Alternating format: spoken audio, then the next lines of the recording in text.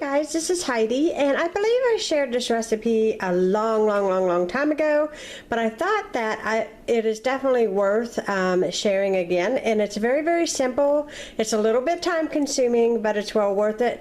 My mother asked me if I was making this the other day, and I said no, I haven't made any yet, and today seemed like as good a day as any.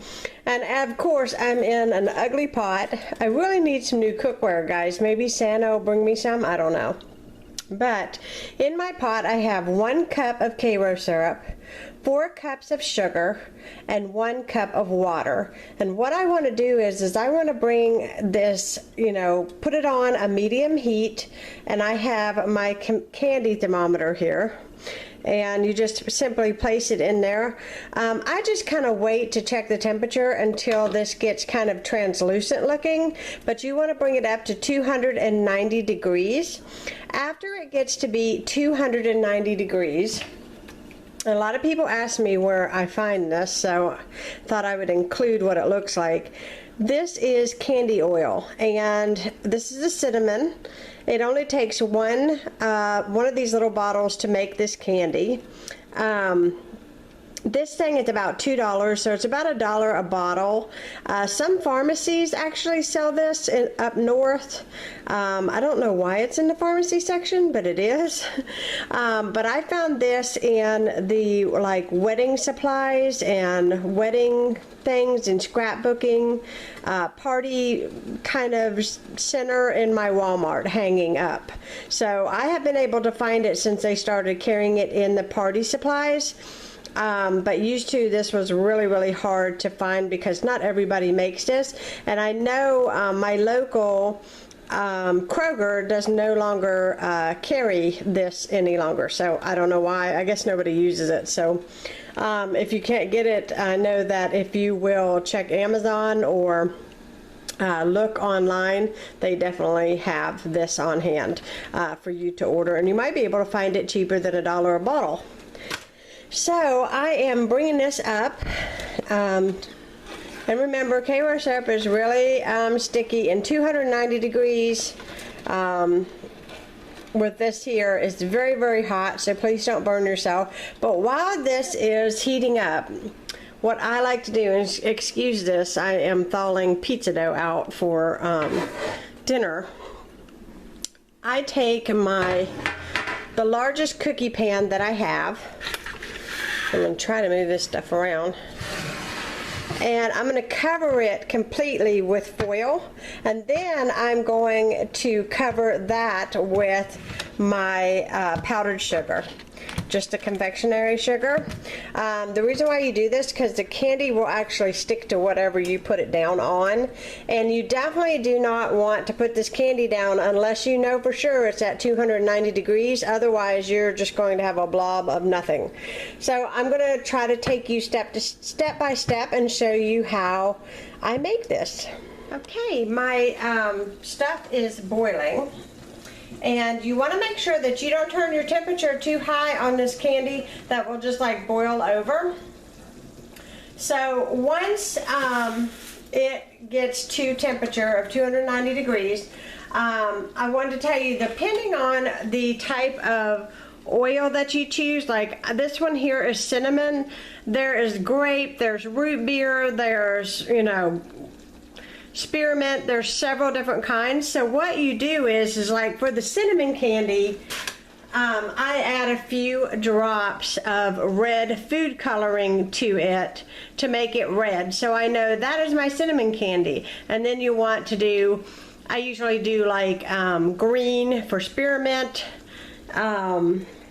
and then I make purple for grape, and so on. I'm pretty sure you understand what I'm talking about. So you don't want to add the food coloring until it's time to add the actual candy oil. So right now I'm going to check my temperature on my candy. If you hear that beeping, that is kids going in and out of my house. So this one I have comes from Pampered Chef. Not Pampered Chef, from Williams-Sonoma. Sorry, I have another one that's from there. And you push the button and it comes up. I don't know if you guys can see that or not, but it comes up digitally.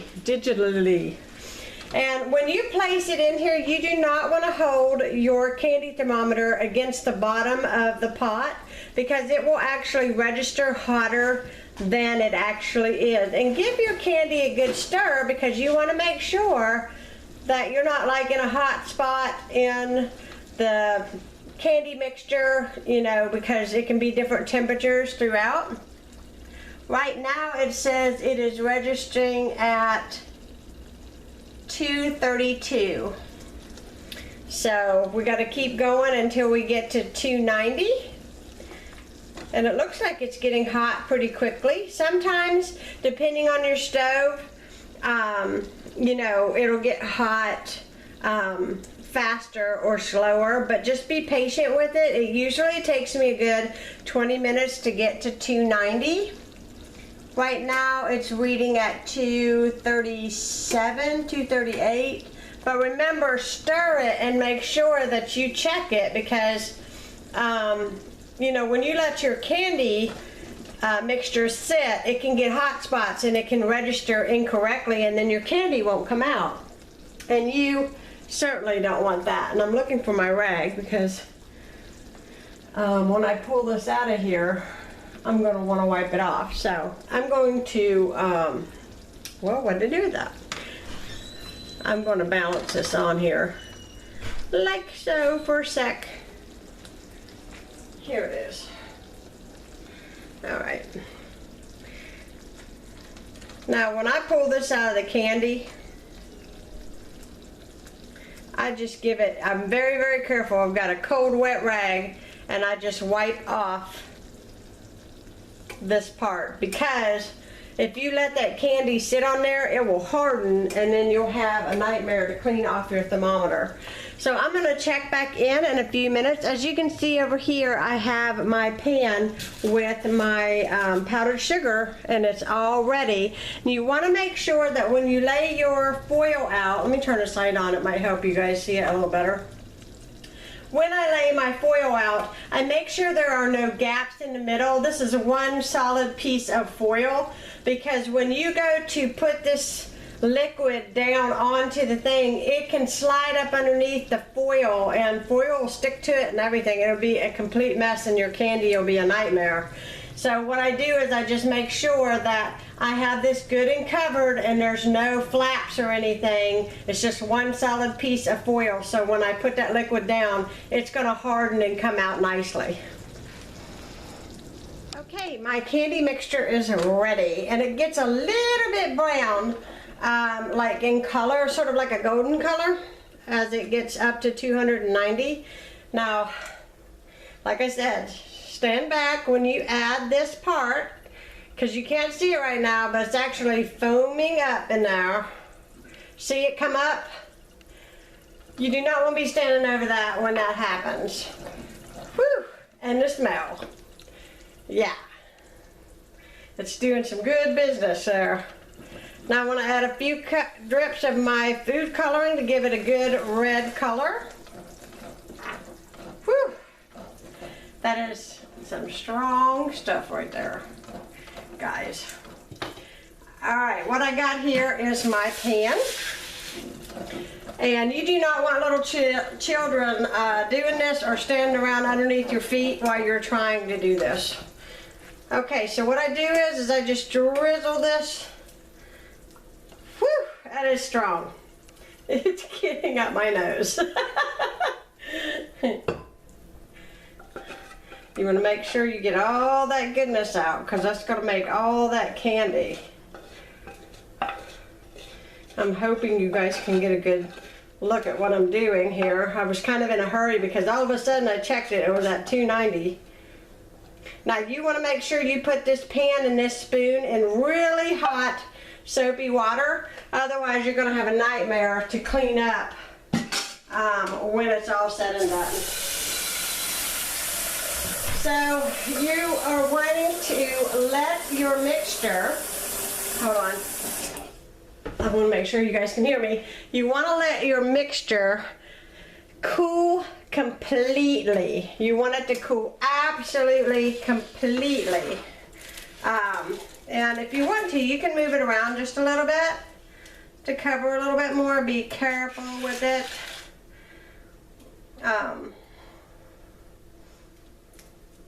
Do not want to get this on you anywhere. Okay, so I'm just going to leave it sitting there, and I'm going to let it cool completely, and then I'll come back and I'll show you what to do to finish off your candy.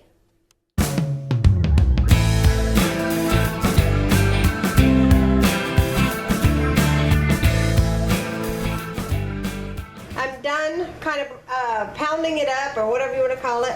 Basically, all you do is you just take your hands and carefully, and remember, if the pieces are still too big, put the wax paper on, and like this one here is too big. Now sometimes the foil does stick just a little bit. Just peel it off. It's not a big deal. It comes right off of the candy.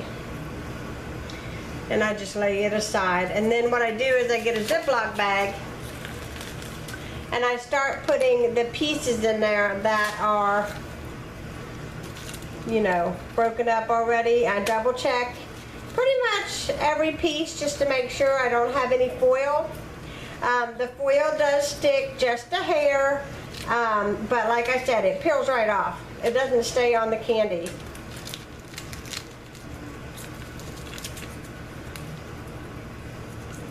So you just peel it off and just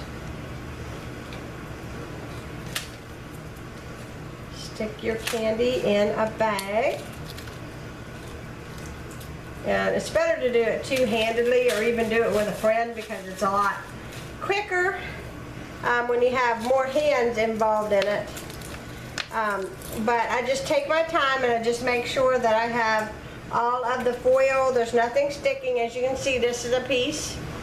This smells so good. If you guys have ever had hard candy that's really, really cinnamony smelling and tasting, that's what this is. So I just continue to break it up into pieces, and I will come back when I have this all broken up and put into my bag and show you what it looks like.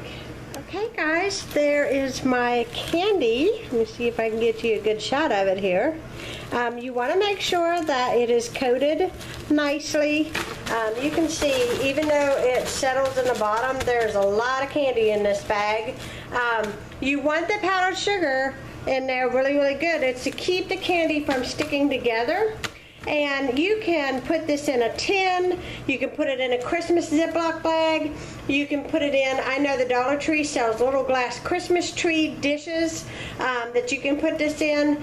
I will tell you that there is not a single person that I have given this to for Christmas that did not absolutely love it. The reason why I'm making it today is because my dad and mom asked me if I had made any yet this year. So I thought I better get on it and make a batch, and I thought within the process of making it that I would share it with you and show you what it looks like. So I hope you guys enjoy.